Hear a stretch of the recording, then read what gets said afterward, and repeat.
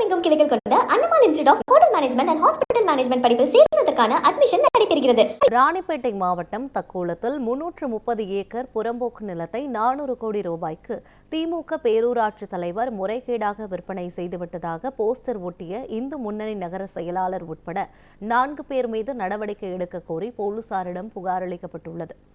ராணிப்பேட்டை மாவட்டம் தக்கோலம் பேரூராட்சி தலைவராக திமுகவை சேர்ந்த நாகராஜன் என்பவர் பதவி வகித்து வருகிறார்.